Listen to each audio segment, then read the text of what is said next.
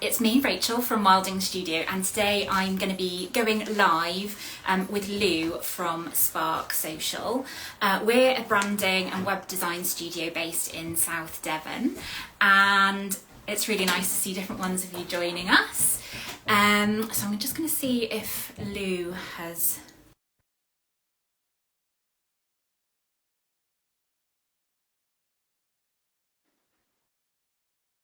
Today we're going to be talking all about how you can use Instagram for your business in 2024. Hi, Ray. Oh, you're here. Good. Oh, how are you? I'm good, thank you. I'm loving your lovely green backdrop. I know. It's a good colour and a nice foil for behind me today. And yes, some lovely flowers from the garden. So yes. So we want to talk about all things Instagram. Yeah. Do you want to... Sorry, I'm just going to move this. That's all right. So do you want to just tell me a little bit about how you kind of got into being, I don't know if you call yourself an Instagram trainer I think it changes actually. Yeah, I think on my profile it says just Instagram training, but I think sometimes I call myself Instagram expert, Instagram specialist.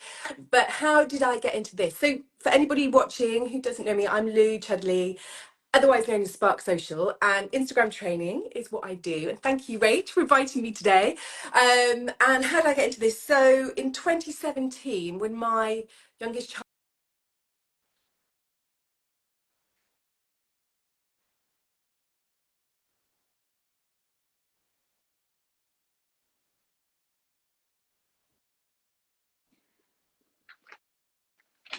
Lou, are you still here?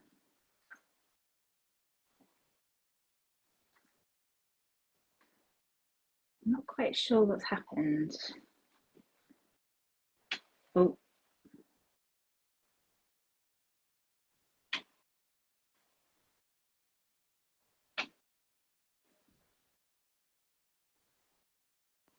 Are you back? I don't know what happened there?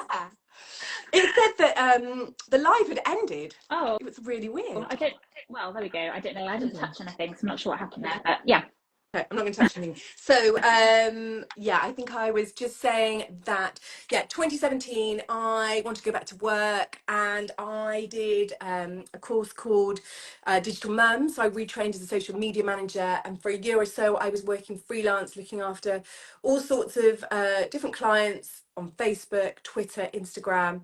Didn't like Facebook, didn't like Twitter, but loved Instagram, and could see that there was such an opportunity for, especially for small businesses, to use Instagram, but they just weren't necessarily getting the most out of it. So I thought, right, there is an opportunity here for me. So I just carved out a whole new career for myself, training people, and started doing lots of training in person. Then obviously the pandemic came along, and in came Zoom, and that opened up a whole different kind of opportunity excuse me, as well. And so now that's what I do a mix of kind of in-person training. I run group online training sessions on Zoom, like the one I'm running next week, on Instagram SEO, and so people can work with me in person, online, in groups, but also one-to-one as well. Oh, that's great.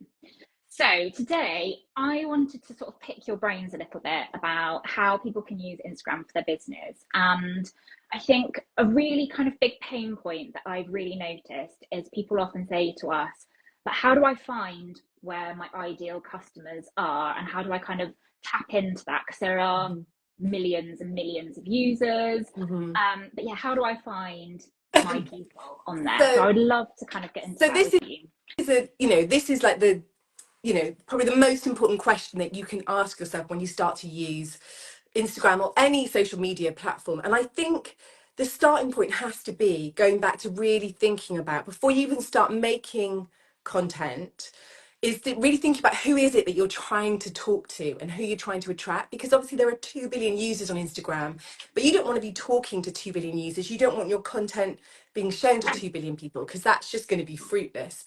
You have to be really working out who they are, where, what kind of demographics they are, what kind of disposable income they have, but really understanding, that pain point that you said about what are their challenges, because it's that challenge, it's the thing that they're trying to work out and fix is where you come in, where your product or service is going to answer that question and answer that challenge.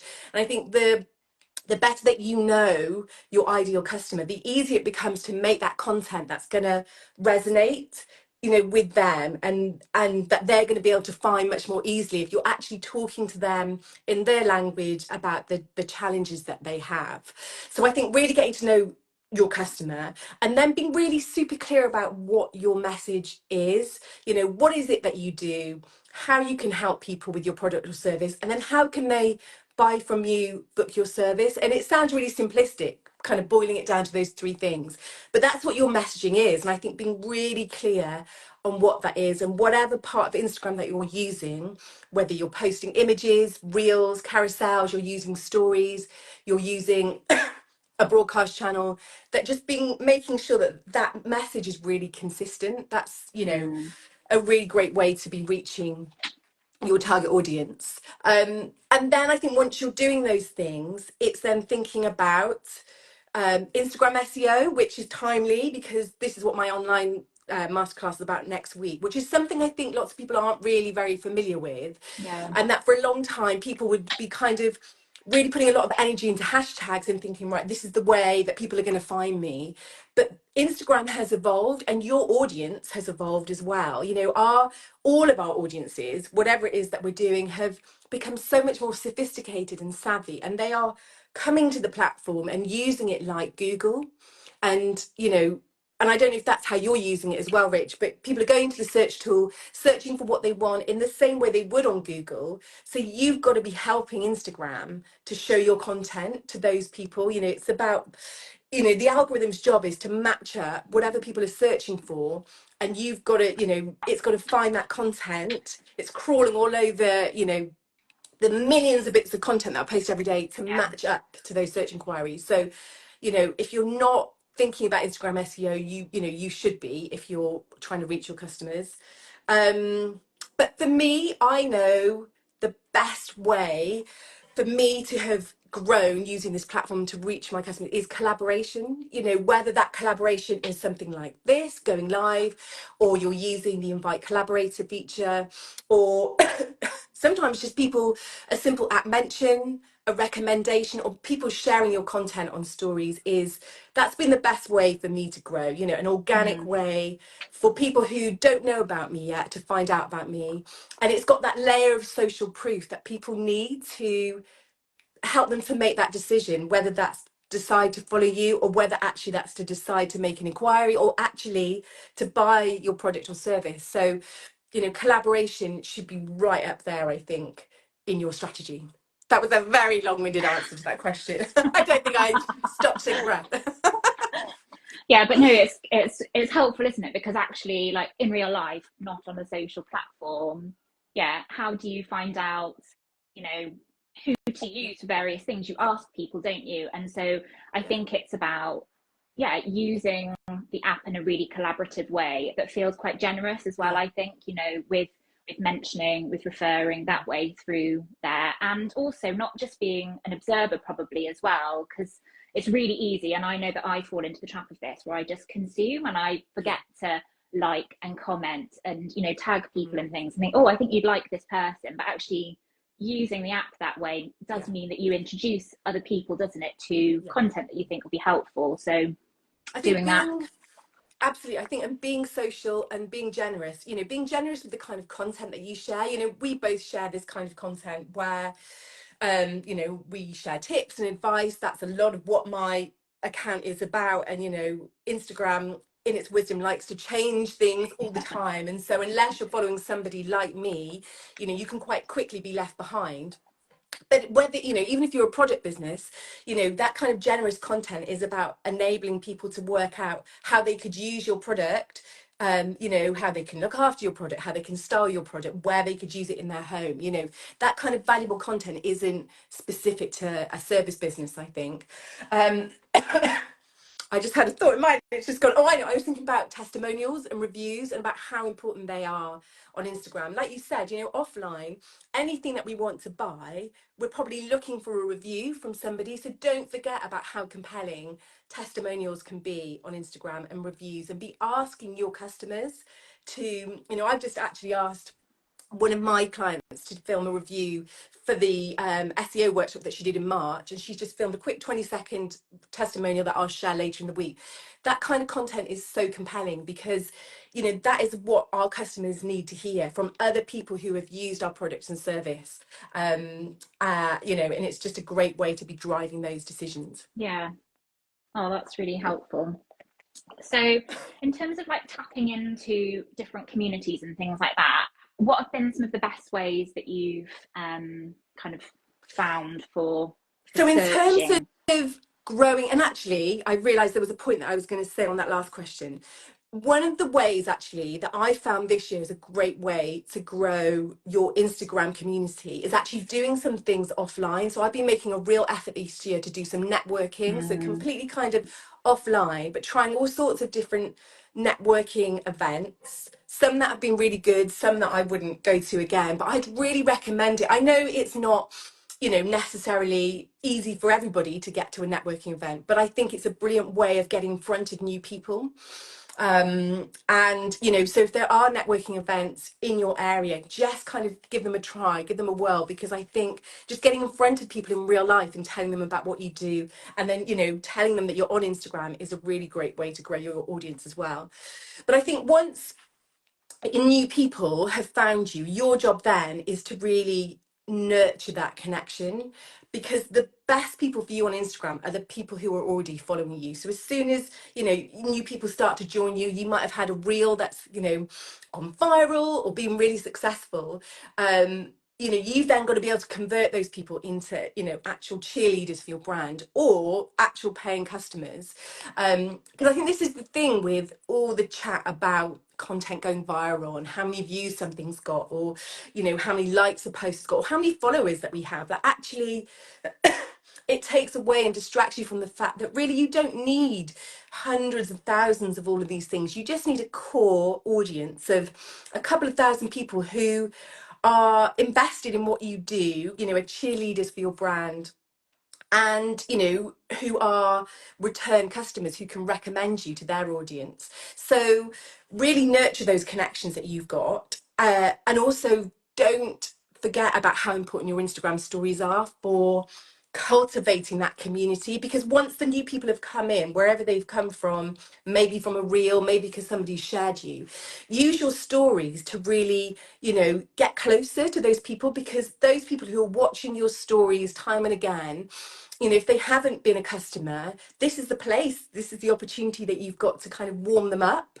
and get to know them even better. And if you think about it, the way people have done business for hundreds of years, that actually the business and the customer have always been at quite arm's length. But with yeah. stories, you've got this real opportunity to have this direct conversation with your customer that businesses just haven't had that opportunity before. So I think really make the most of your stories. Think about those interactive stickers, think about sharing that behind the scenes. That really really drives up that connection. I knew you use your stories a lot, and I'm sure you find, like I do, that those conversations you have one to one with people in your community are really, they're really gold, and they are marketing gold, I think.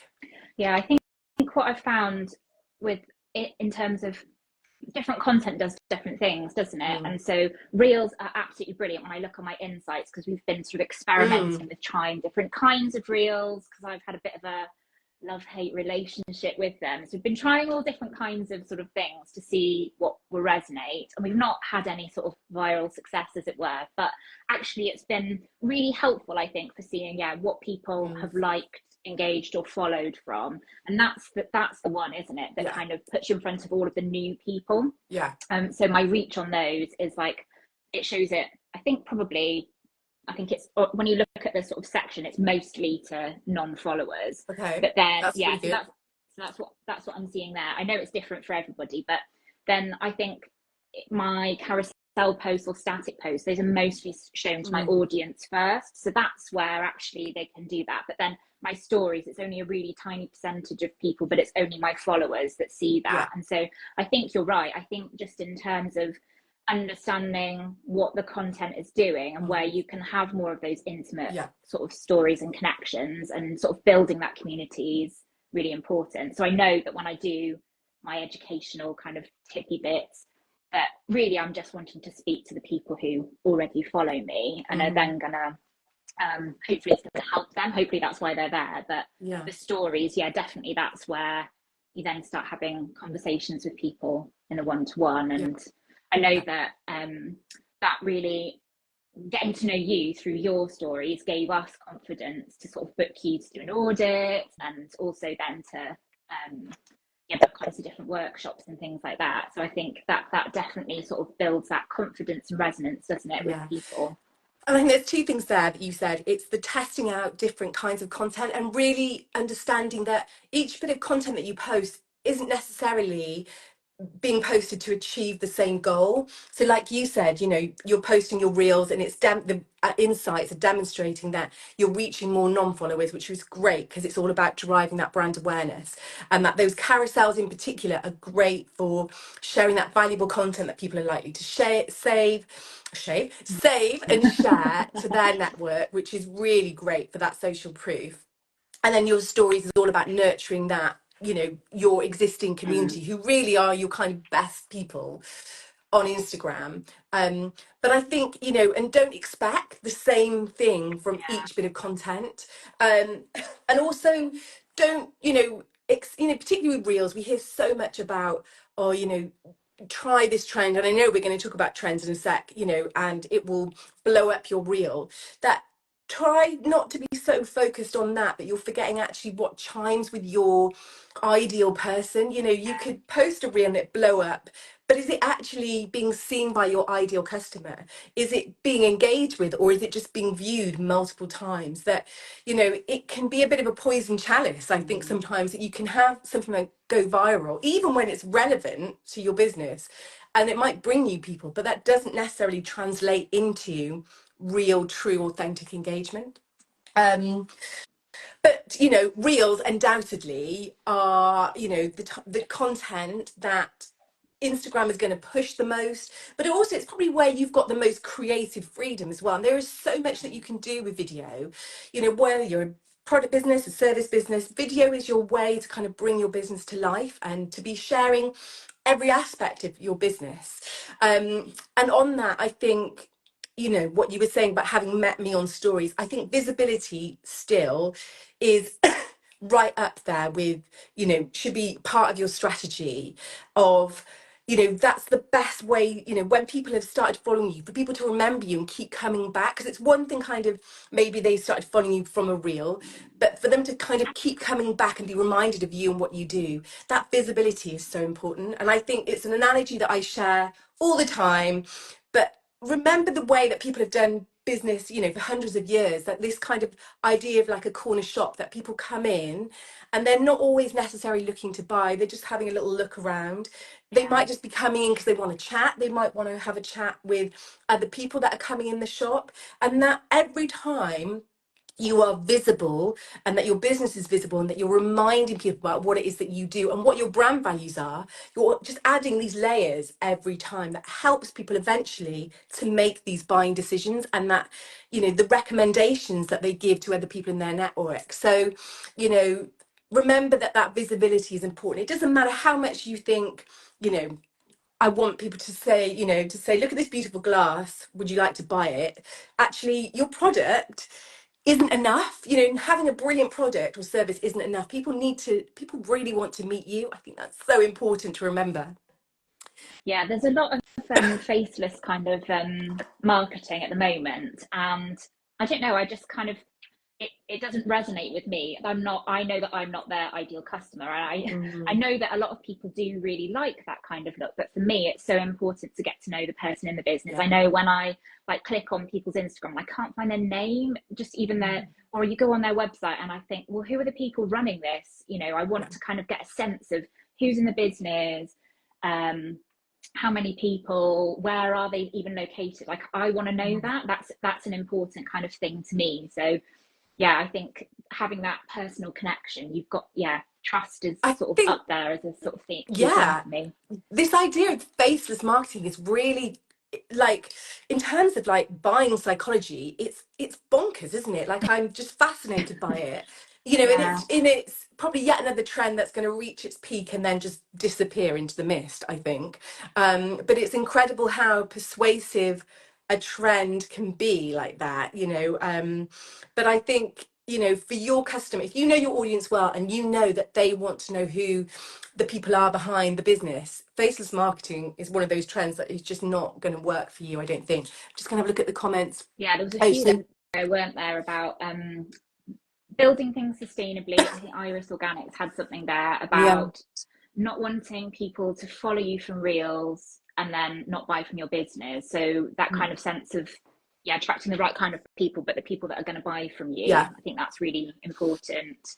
Yeah. And then also, yeah, like creating content that actually is a beneficial kind of, it gives people the feeling of what it's actually Yeah. like to work with you rather than just a silly transition Yeah. that, yeah. I think we can all get sucked into, you know, content that has worked for other people, that actually you have to step back and think, right, okay, that looks great, that looks fun, it's worked for them, but is it going to work for my customers and my audience?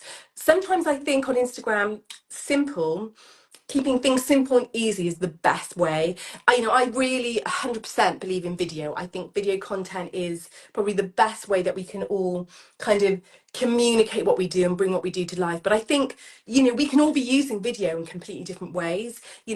Yes, transitions can be fun and actually, a great way to stop the scroll. But I think all our audiences are now very savvy and very sophisticated. They're coming to Instagram and knowing what they're looking for, and they can sniff out a trend, a mile away. So just, Mm. don't underestimate how, sophisticated your customer is, and that actually, a reel that you might show that might get loads of views could end up actually alienating your customer and make them just think, oh, actually, that brand just doesn't chime with me, and they might even unfollow or whatever. But just, take a step back and really think how this kind of trend fits in with your overall marketing strategy and your end customer. Mm. So let's have a bit more of a chat about that. So I know at the start of the year for us, I was still kind of doing the same old thing, and we'd kind of got stuck around the, it's probably around the 1500 mark, which, is a great number of, we have a lot of engaged followers, but I think we've been feeling like it would be helpful for us to sort of engage more, because we're not Mhm. growing. That's a sort of a sign, isn't it, that actually you're not sort of moving forward Yeah. sometime. And so I think we just started to think, okay, what do we need to do to sort of adjust and change things a little bit? And I know that it can be quite tempting, can't it, to fall into the doom feeling of like, oh, Instagram's changed and I Mhm. hate it, and take me back to yonder year of the time where it was simple and static posts did brilliantly. But we're going forward, and as you said, video is sort of where it's at. So I know we've been sort of thinking about, what are we consuming? How do I use Mhm. this? What are the posts that I click on and Yeah. engage with? What are the things that people send me? And I just thought, I don't think I would be consuming the content that I'm creating anymore. Okay. So I probably need to adjust this slightly or serve this up in a different way. Mm. So I think that's where we'd kind of got to, and we started to think a bit more about reels and creating them in a way that doesn't take me half a day, because Yeah. who has time for that?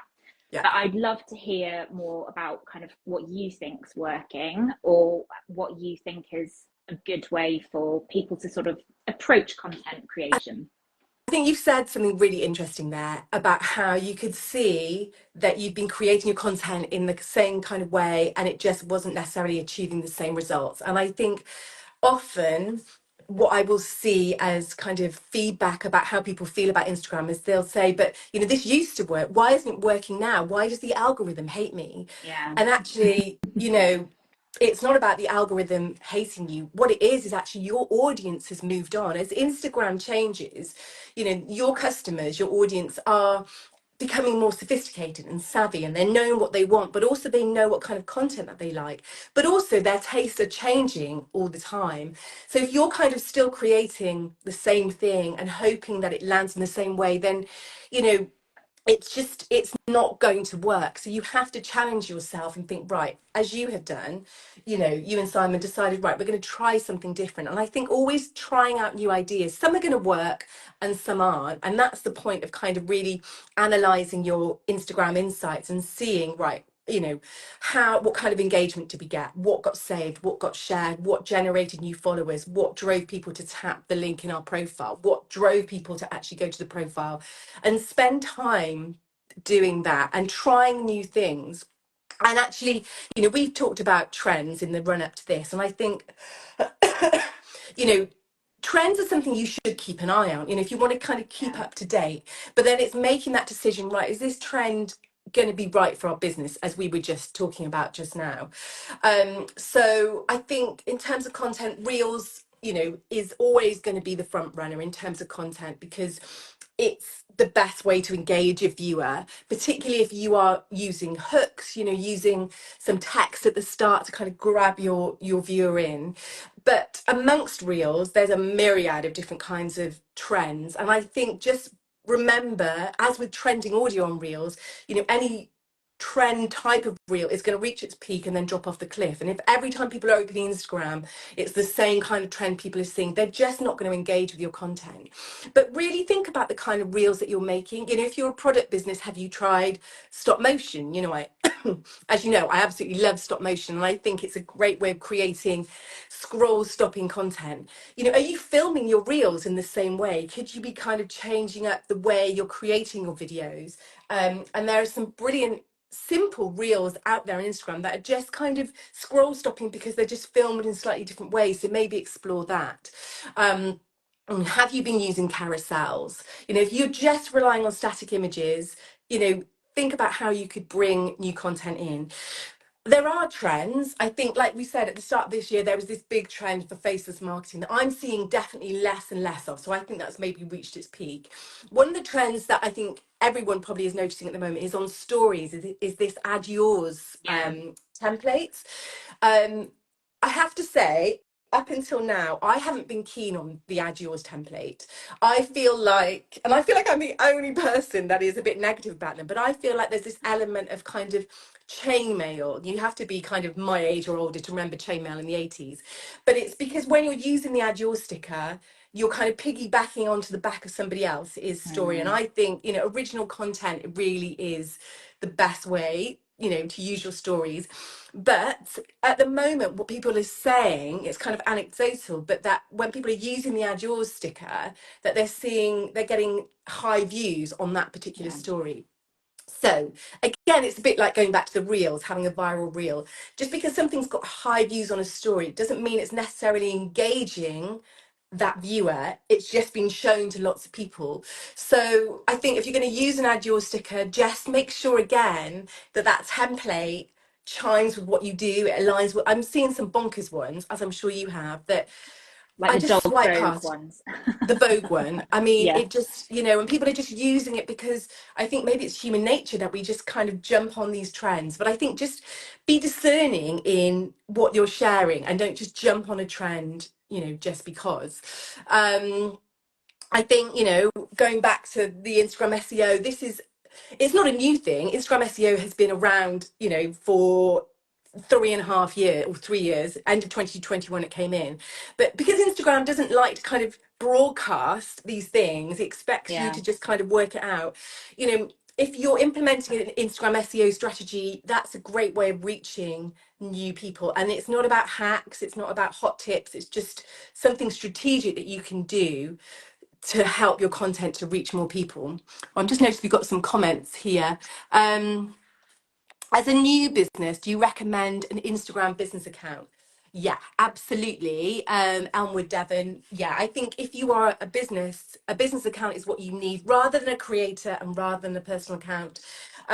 Because, you know, A, you want to be able to see those insights. They're really, really important, particularly if you're starting out using Instagram. That data that Instagram offers you is really, really helpful. Also, the difference between a So creator and a business I was just is, going to ask, so if you've got yeah, a personal account, you can't see insights, can you, in quite the no, same way? no, Yes. you can't. So if you've got a personal account and now you're want to switch that to a business account, it's just as simple as going into your settings and just say switch to a business account. It will give you the option to choose either a business or a creator, but I would recommend all businesses to choose a business account. The creator accounts were created for influencers and creators, and with a creator account you can't add your location. And I think for lots of businesses that location is really important, that Mm. it can help inform those buying decisions. We've got another question here. As a new business, are there exercises and strategies that you would recommend to develop that brand and content strategy? I think, like we talked about at the start, knowing who it is that you're talking to, what their challenges are, really understanding, because that will really help you to create that content. And then being just super, super clear on what you do, how you help people, and how people can buy from you. And just remembering you have to remind people all the time. I think it's a really British thing. We feel like we've said something Yeah. once and that's it. That's all people need. You've got to remember that the only people that see your content, all your content, is you. uh so you have to keep reminding people, repeat that message. And like you said, you probably, in the reels you've created, it's nothing new in terms of messaging. You're now just creating content in a different way that is kind of hooking Sorry. in your audience. Is Sorry. that I think Maggie? there's someone at, yeah, someone at my front door.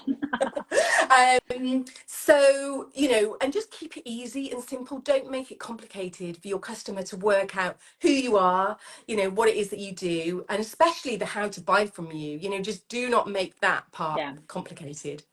Yeah, I think as well, just on that front, from like a branding perspective, I would just, when you're sort of thinking through your ideal customers, I don't know if you've ever like developed like sometimes you call them like an avatar or like Mm. an ideal customer profile, that kind of thing. I would just really encourage people to think through what are the things that those people that you have in your mind need to think, feel, hear, and see from you in order to kind of move forward with you. I'm just going to shut the door so that I don't have to listen to Maggie.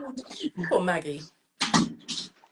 Um, but yeah, so what is it that they need to kind of be aware of and really delve into that, and your Mm. content needs to line up behind that, I would probably argue, Yeah. because if you're creating stuff that's going to alienate them, that's a bad strategy, Mm. obviously.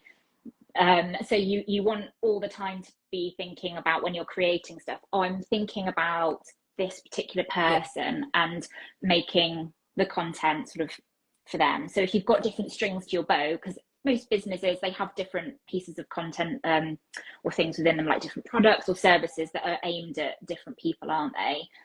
You can be thinking about who's that particular ideal Mm. client for, and design your content to be irresistible to that person. Yeah, I think that's really, really important. It is, and the more that you get to know who that customer is, and sometimes that takes time in terms of that engagement we were talking about being social and getting to know them, particularly on Mm. stories. Using those interactive stickers are a great way to get to know your audience, and that can really inform your decisions about the kind of content you make.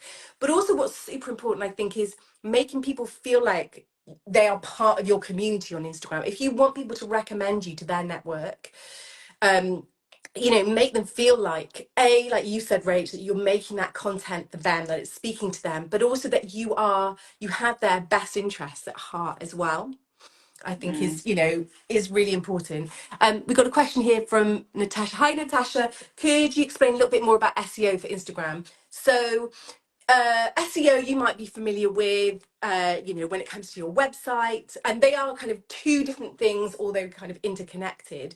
So, Instagram introduced SEO for Instagram at the end of 2021, and so where now they're moving away from using hashtags to kind of classify and index the content, and now it's about looking at the keywords that you're adding into your Instagram right across every part of your Instagram, which can help the algorithm to work out what your content is about. It's kind of simplifying it, but the algorithm, in order to show your content to the right Yeah. people, it needs to know what your content is about. So you have to be using these keywords that describe what you do to enable the algorithm to work out when somebody searches for something, that your content is the thing that it needs to match up. So in the same way that we use Google, so you'll search for something on Google and it will rank content, it will send out these little spiders crawling all over the web looking for content. The same works on Instagram. So the more you can include those keywords that you know your customer would be using to search for you, whether on Instagram or on Google,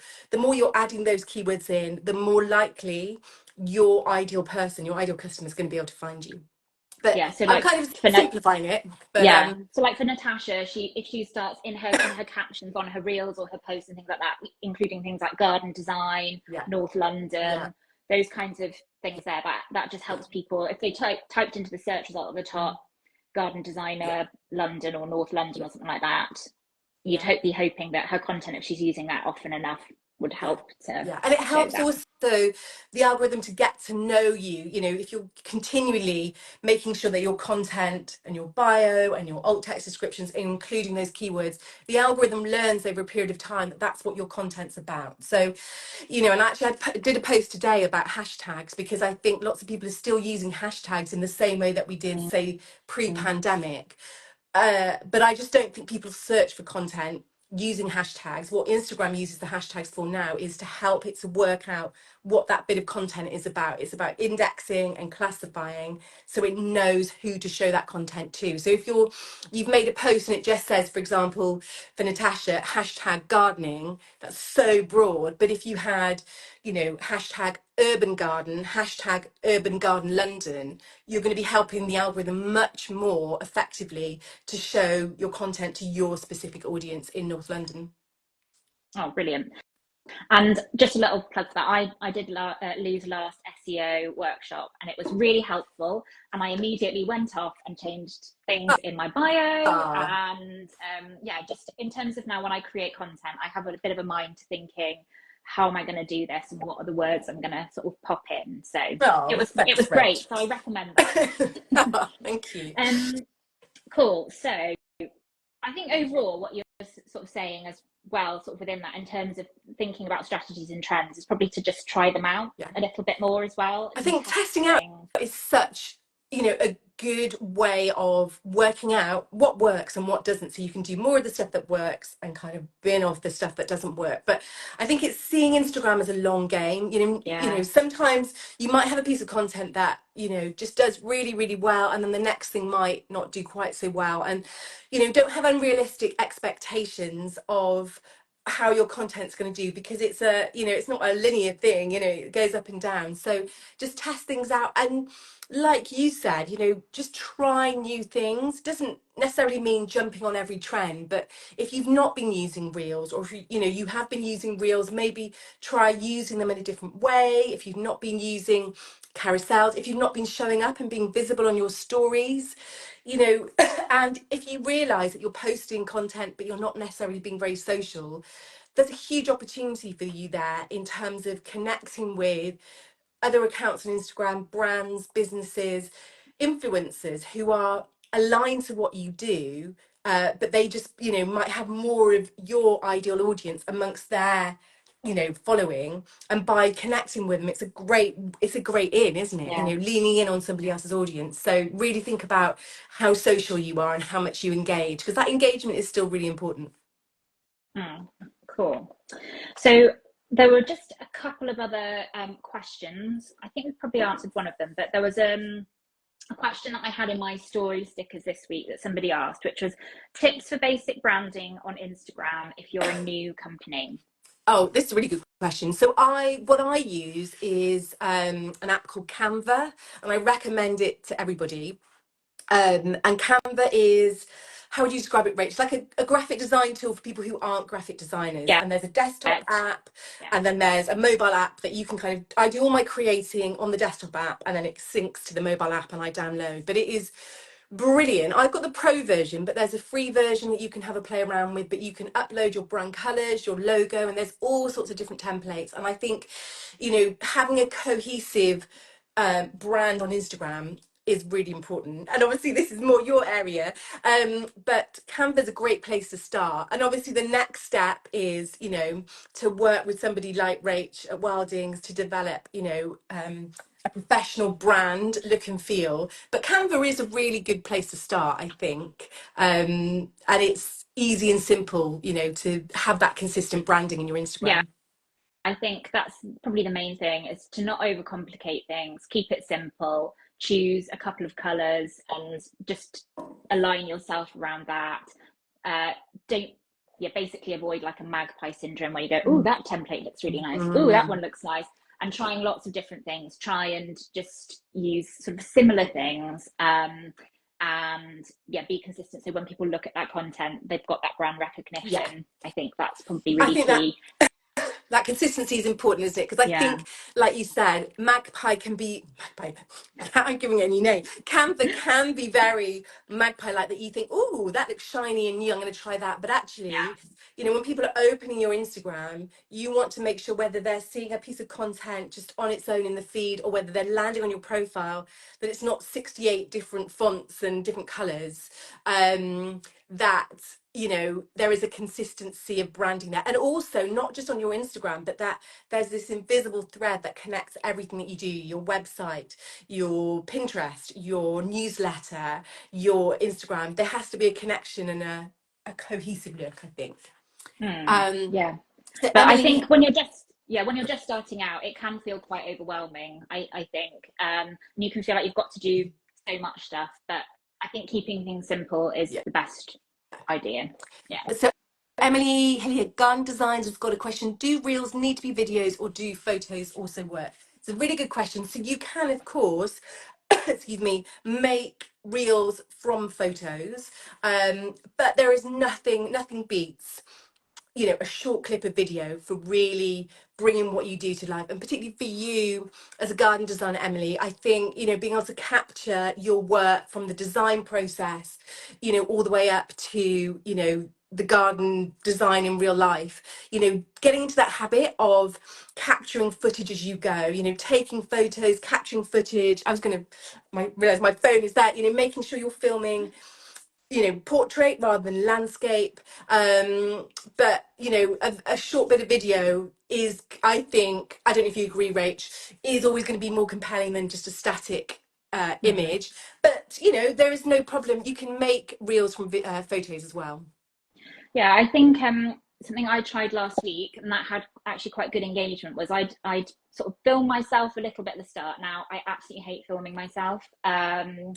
I I'm very critical, I think, of sort of, you know, how I see myself in videos. And I know that lots of other people do as well, but I'm just trying to sort of move past that and think people are not judging me. It's good for me to just sort of Be show visible, myself. yeah. Yeah, absolutely. So I had sort of a couple of seconds of me where I put what the reel was going to be about. And I think it was Mhm. something like, what do I mean when I say brand identity? And then I had static Yeah, images that kind of came in because my work is it is quite digitally based and you know there's a lot of stuff on the screen and when I'm doing things that are more analog and I'm drawing and illustrating and that kind of thing I can film myself with that mm, but it's really challenging I think to sort of show and similarly with gardening and garden design for Emily's, you know, a lot of it's going to be just, you know, sat there working out the planting plan and what's happening. You're not on site all that often, so showing the finished sort of results, I think, is quite helpful. But you could, there's lots of ways you could sort of show yeah, process yeah. or in, you know, educate people in that way, sort of using images. But I found, yeah, just sort of having a little bit of video of me in it has been good, and I tend to get better results than just photos in terms of engagement. And that kind of B-roll content has been really popular this year, and it has been a trend for 2024. And I think it's a good trend. I like, so B-roll content is where you are in frame, but you are not the kind of hero of the shot. So say I was filming one here, it would be maybe me kind of typing at my, you know, or looking at my phone, and Yeah. then you have to leave some negative space where you can add some text. And I think it takes a bit of practice of working out where to position yourself and have that negative Yeah. space, because otherwise it makes it a bit hard to read. So like if Rach was filming now, that would be really difficult if you were trying to put text, behind the flowers. But for me, having that white space there is really good. And the B-roll content work, it doesn't have to be you at work, it could be you on a walk, but it's where you are not the kind of main focus. The It's other sort of kind like of giving, it's like giving a feeling as well, isn't yeah. it? It's sort of, if you're wanting something to be like restful, absolutely doing something Mhm. where, you're Yeah, with it could some be you waterful like grass or meditating. It something. could be, Yeah. for Natasha and Emily, it could be you, doing some planting. But it's where you're not kind of filling the Mm. frame. So I think that kind of B-roll content really works. We've got another question. Once you define the brand, would you recommend scrubbing the feed to clean out old misaligned content so the grid? Do you know what? No, I don't know what your opinion would be. I'd say don't bother. Save no. your energy for actually creating content. Think about how often do you scroll down, down, down. I don't think people care that much. People are only looking for that snapshot, probably the first kind of 12, things you've posted to the grid. I wouldn't worry too much of what's gone before. Yeah, nobody has I got that think much time and energy. it's also quite nice to sort of look back. Hmm. And so, I mean, we changed nearly 3 years ago now. So we rebranded, and all of our content is sort of there from before. And it's people have saved that content, Hmm. and I don't know like how often people kind of go back and sort of look at stuff that we've written. And if you're deleting all of that, Yeah, you're removing that kind of link, yeah. aren't you, to And I just people? don't think people care No, that much. That sounds kind of flippant, but I just don't think people have got enough energy or time to care that much to be scrolling back and then thinking, oh, this looks really different. They're just focusing on the here and now and what you've got to offer them here and now that could help them. yeah, I agree. I would just leave it and just think and think about, wow, look how much I've grown. It's Yeah, a good yeah, it's a good sort of milestone of your business and your yeah. development as you sort of move forward, for sure. But on that, just thinking about how your profile looks, obviously we're not kind of, extolling the virtues of perfectionism. What you do need to make sure is that anybody landing on your profile, you've got nanoseconds to get their attention. So you want to make sure that just at a glance, that's why that consistent branding is really important, that they just get a sense very quickly of who you are, what you do, and how you can help them. So I think that's the thing to remember. And that's where the branding, the fonts, the colors that you choose, is really important. Cool. So, I don't know if there's any more questions now, I'm but just I'm scrolling. sure we'd really happily like answer different ones of them if they come up off the back of this live. We said it would be half an hour. We've gone over, which I kind of knew that we would, but it's been really brilliant to sort of chat to you today, Lou, and Oh, just sort thanks of hear for having me. your insights and top tips for yeah, how people can sort of really use this as a free marketing tool. I just saw Yeah, one I've pop just on seen there. one from Rachel from the Rose Show. I thought actually this is a good one to answer if we've got time. I'll try and be succinct. So Rachel has said, would you recommend a different Rachel? Would you recommend posting testimonials in stories or a post? I think personally, and tell me what you think. I think testimonials are really important to share to your feed so that it's a permanent, unless you're then going to, you could post it to stories and put it into your highlight folders. But I think if you're going to have a testimonial on your feed, I think a video testimonial works the best. I'm not sure how much people read Yeah. a text-based testimonial. I think if you're going to have a testimonial and it's video, share that as a reel. I think it's a really compelling bit of content. But you could then share that to your stories and then add that to a reviews highlight folder Mm. on your profile. You could also, couldn't you, get people to do an audio Mhm. recording, because that might be quite nice. So you could maybe Yeah, have, so like for yeah. you, Rachel, you're a florist, your work's really beautiful. Perhaps when you've got some of the photography back, or if you've Mm. got some videography of setting up and that kind of thing, if you've then got your I think that's a your brilliant client idea, Rach. your Yes, I love client that. sort of like their voice, and you could have some lovely Yeah, wafty music so that yeah, you're evoking all of those gorgeous mm, feelings, that kind of mm, thing. That would probably yeah. be a lovely Mm, way of sort of mm. sharing their feedback. And if Yeah, anybody's listening to that idea from Rachel and thinking, how on earth do I do that? That you can just have a recording and you can import audio onto your reel. yeah. In fact, this is what I did with the reel I made yesterday. I went to see Fern Cotton talk in Bath last Wednesday and I took a video of her and she just kept coming out with all these amazing sound bites. And I did get her permission actually to share it. It's probably worth saying that. and you can just extract the audio from any video or an audio file and then put it onto a completely different video. And I think that's I love that idea. That's brilliant. Cool. We should call it time there, but Yes, we thank you should. so much. Thank you so much, Lou. And really enjoyed Ah, chatting to you. I me always too. find it really inspiring and educational, sort of like looking through all of your content and giving us different ideas and tips of stuff to try. And Ah, I thank hope you. that, yeah, I hope that our audiences have found it really helpful today. And yeah, just, um, Thanks yeah, for it's joining been us, good. everybody. I'm Yeah, sorry if thanks, we haven't Mike. answered all the questions, but people can ask them again in the Yeah, comments and we'll reply. brilliant. See you soon, Lou. Bye. Thanks for having me. Thanks. Now, this is the tricky bit.